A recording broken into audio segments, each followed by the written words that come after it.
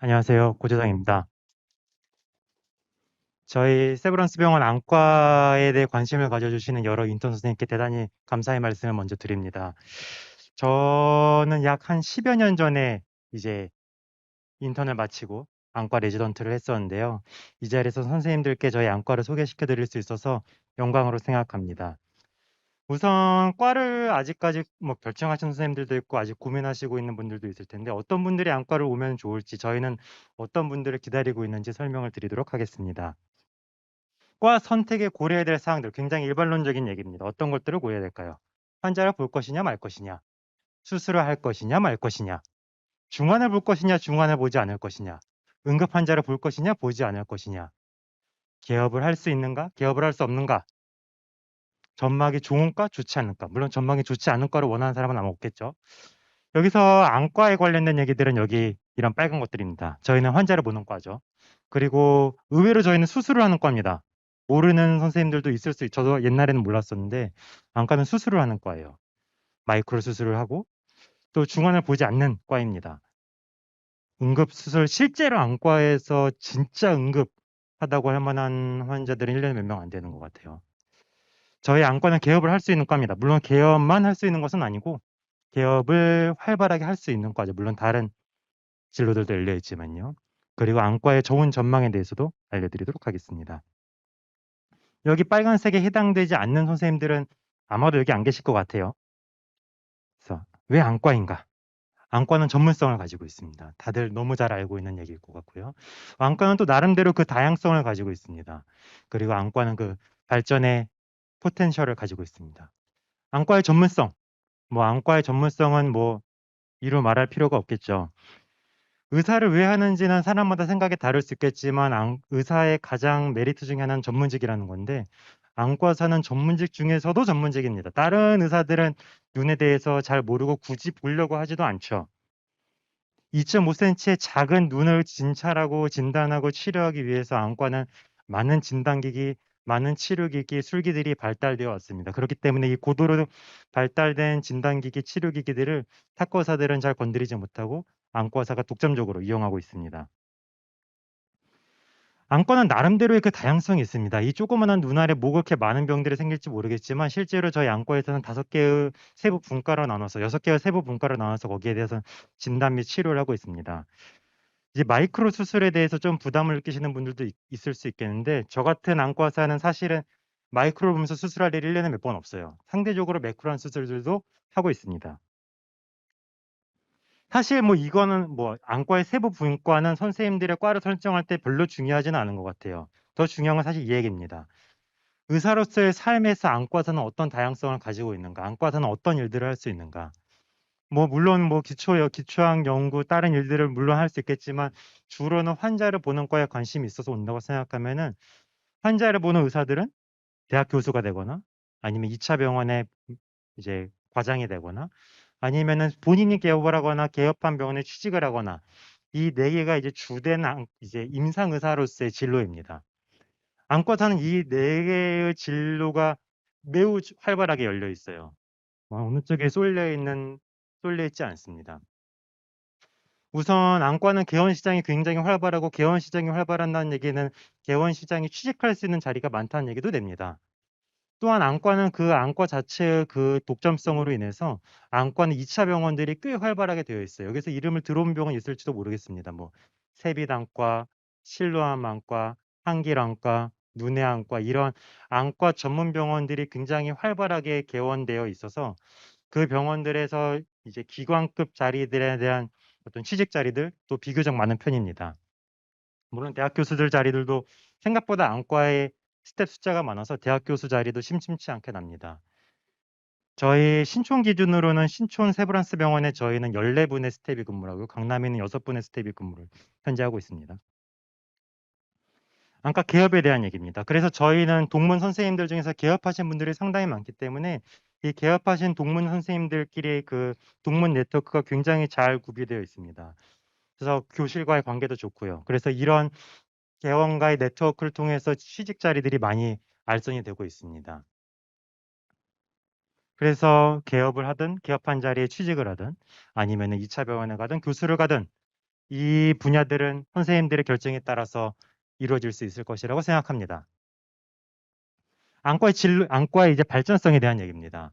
안과는 주로는 노년 환자들의 질환들이 많습니다. 그래서 앞으로 이제 뭐 이비인후과나 소아과나 이런 과들이랑 좀 다른 얘기겠죠. 점점 고령 환자들은 많아지고 있죠. 고령 환자들이 많다는 얘기는 안과 환자들이 점점 많아질 거라는 얘기입니다. 또한 안과의 미래를 단적으로 보여주는 사진이 하나 있습니다. 모두 안경을 쓰고 있죠. 중국 사람인데요. 우리나라 근시의 유병률은 96%라고 합니다. 근시인 사람들이 그냥 안경을 끼고 끝나는 것이 아니라 이런 근시인 사람들은 각종 망막질환과 녹내장의 위험인자로서 이 모든 96%의 환자들이 잠재적인 안과의 고객이라고 생각할 수도 있겠습니다. 뭐 다른 과들도 당연히 그러겠지만 안과에서도 과학의 발전의 이기들을 많이 누려왔고 많이 발전하고 있습니다. 그래서 많은 진단기기들이 과거에 없던 것들이 새로 생기고 있습니다. 제가 레지던시를 했던 약 10년 전에는 사용되지 않던 진단기기들이 현재 매일같이 사용되고 있고 제가 10년 전에는 하지 않던 치료 술기들이 현재는 활발하게 시행되고 있어요. 그러니까 앞으로 10년, 앞으로 20년 선생님들이 앞으로 프랙티스를 할 시기쯤에 더 안과의 미래는 밝을 것이다 라고 기대할 수 있습니다. 또한 공학의 발전으로 인해서도 안과는 많이 혜택을 받고 있습니다. 안과의 영구적인 측면에 대해서도 관심을 가진 선생님들이 있을 수 있겠습니다. 사실 눈은 굉장히 독특한 장기예요. CNS랑 연결된 거의 CNS 비슷한 구조들을 저희 진료하는 사람들이 맨눈으로 들여다볼 수 있으니까요. 그래서 CNS에 대한 이제 연구의 대표점으로 눈에 대한 연구가 굉장히 활발합니다. 그렇기 때문에 그거 외에도 또 웰랩뿐만이 아니라 드라이랩도 많이 발전되어 있어서 과연 이 AI 관련된 연구들도 굉장히 활발하게 그 결과를 보여주고 있습니다. 이러한 결과로서 유전성 망막질에 대한 치료제들이 개발되어 있고 현재 저희 병원에서도 시행됐던 바가 있습니다.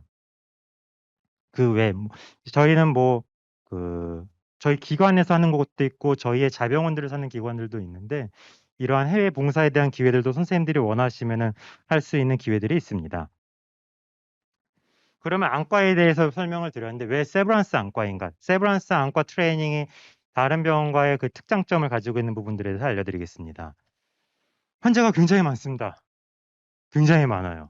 환자가 많다는 것들은 물론 선생님들의 일이 많을 거라는 얘기도 되지만 사실 레지던시는 뭐 4년 하고 끝나는 거고 앞으로 40년을 벌어먹고 살 수 있는 그 경험들을 이 과정에서 얻어갈 수 있습니다. 저희 세브란스 병원에서는 일주일에 약 3,000명의 외래 환자를 진료하고 있습니다.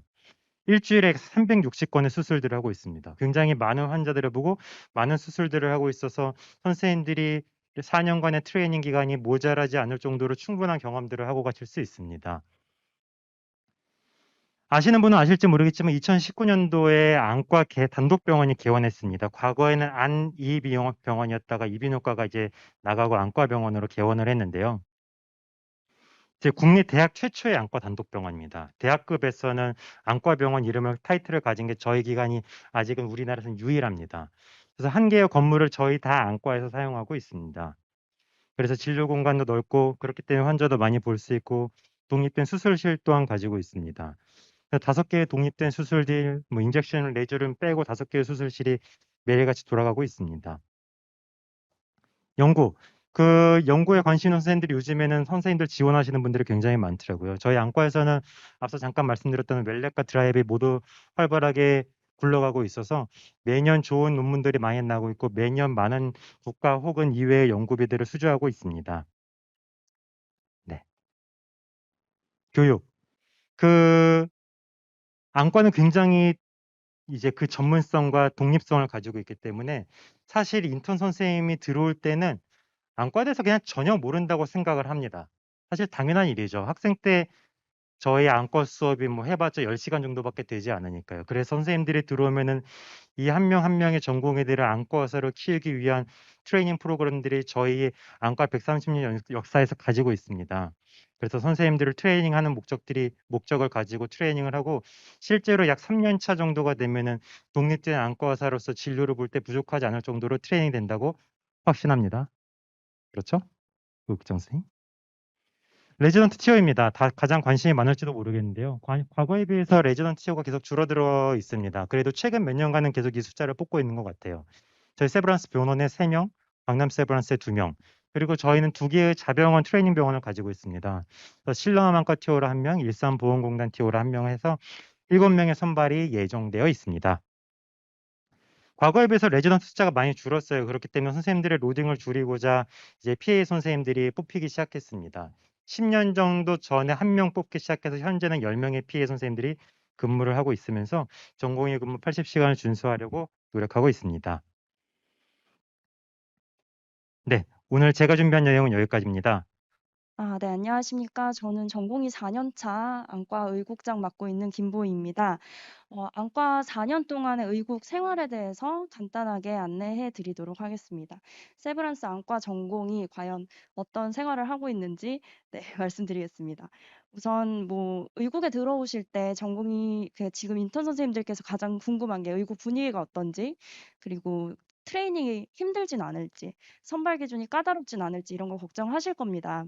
그래서 분위기부터 말씀드리면 저희 의국은 분위기가 매우 좋습니다. 뭐 과거에 엄격했던 시절이 있다고는 하지만 저희 자정적인 정화와 뭐 같이 일을 하는 그런 서로 존중하는 분위기로 많이 바뀌어서 절대로 윗년 선생님들이 뭐 선생님들한테 부당한 대우를 하거나 엄격하게 일을 시키거나 하지는 않고 이렇게 자유로운 친목 활동을 여러 가지 병원 밖에서 그리고 안에서 갖고 있습니다. 네, 요거는 외부 활동 그리고 회식을 하는 모습입니다.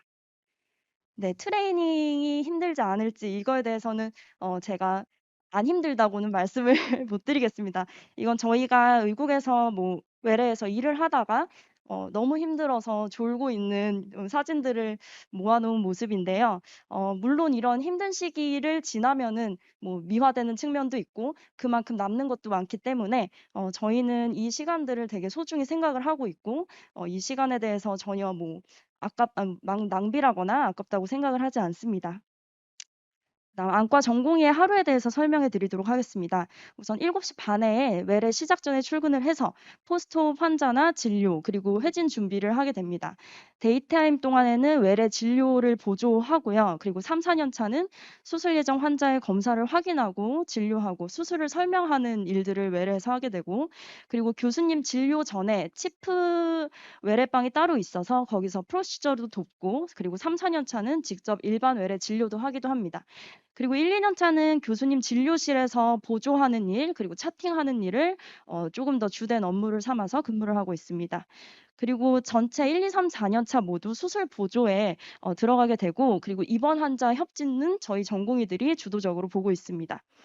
그다음 당직 시간에는 응급실 환자 진료들을 많이 보고 있고요. 그리고 병동 담당 당직 1명, 그리고 응급실 보는 당직 1명 이렇게 둘이 같이 당직을 서면서 병동에 입원해 있는 뭐 소수 저희는 입원 환자가 그렇게 많지는 않지만 소수 입원 환자 케어 그리고 응급실 케어 이렇게 두 가지를 전공의들이 같이 하고 있습니다.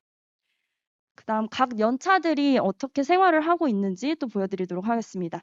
1년 차들은 응급실에서 오는 프라이머리 콜을 이제 당직 시간에 받게 되고 수술실과 외래에서의 보조를 하면서 안과에 대해서 익숙해지는 기간을 갖습니다.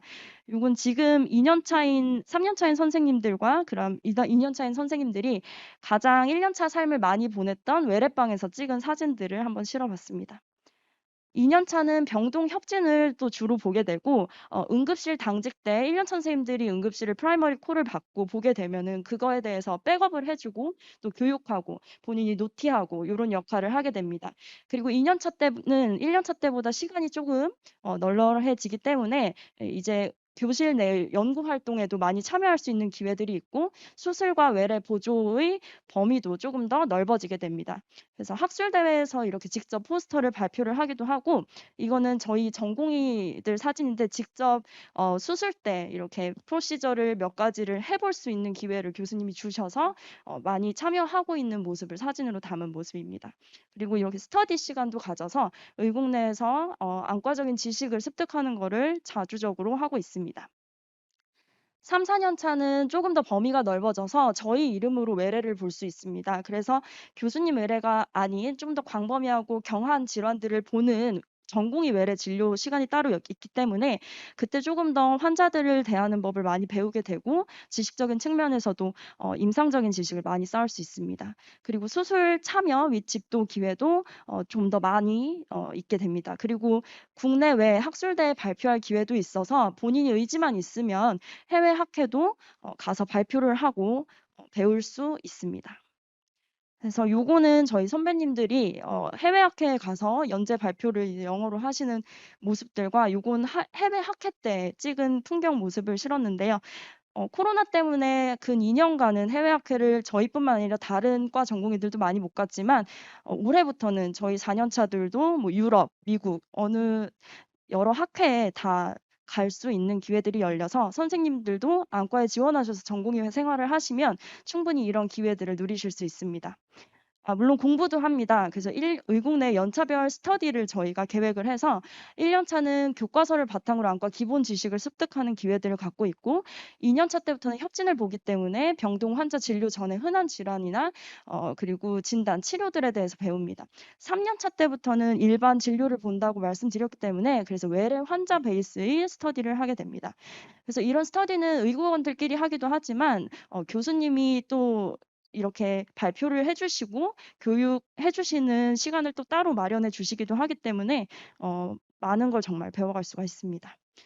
까다로운 선발 기준에 대해서도 걱정하시는 분들이 있으실 겁니다. 뭐 제출해야 될 게 많죠. 성적이나 뭐 인성, 인턴 평가, 연구 실적, 외고 능력 이런 거를 다 제출을 하라고는 하지만 저희가 우선 가장 크게 보는 것은 안과에 대한 열정이라고 생각을 합니다. 저도 이 자리에서 4년 전에 이 발표를 들을 때 과연 그럴까 생각을 해봤는데 진짜 뽑히는 친구들이나 저희가 뭐 후배들을 받고 선배들을 받아 보면은 교수님들도 저희 전공의들도 의국원을 선발할 때 이 기준을 가장 크게 보는 것 같습니다. 그래서 마음만 잘 준비해 주시면 될 것 같습니다. 그래서 안과에 대한 열정으로 가득한 여러분들을 기다립니다. 궁금한 점이 있으시면 이 번호로 연락 주시면 됩니다. 감사합니다. 네, 교실과 의국에서 준비했던 발표는 여기까지입니다. 혹시 여기 계시는 선생님들 혹은 온라인에 계신 선생님들께서 궁금하신 점 알려주시면은 저희가 가능한 부분은 알려드리도록 하겠습니다. 네, 안녕하세요. 저는 세브란스 인턴 하고 있는 서민주라고 하고요. 네.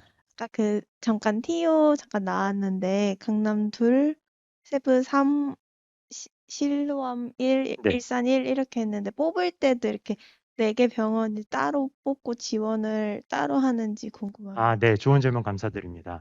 우선 저희 강남 세브란스 병원은 따로 선발을 하고 있습니다. 아예 모집을 따로 받아요. 그래서 강남 세브란스는 따로 받고 저희 세브란스 병원은 자병원 2개랑 같이 선발을 합니다. 그래서 같이 모아서 선발해서 같이 면접을 본 다음에 거기에 선발자들을 대상으로 이제 누구는 신촌 TO, 누구는 어디 TO 이런 식으로 해서 그 선발자들을 대상으로 배분을 해줍니다.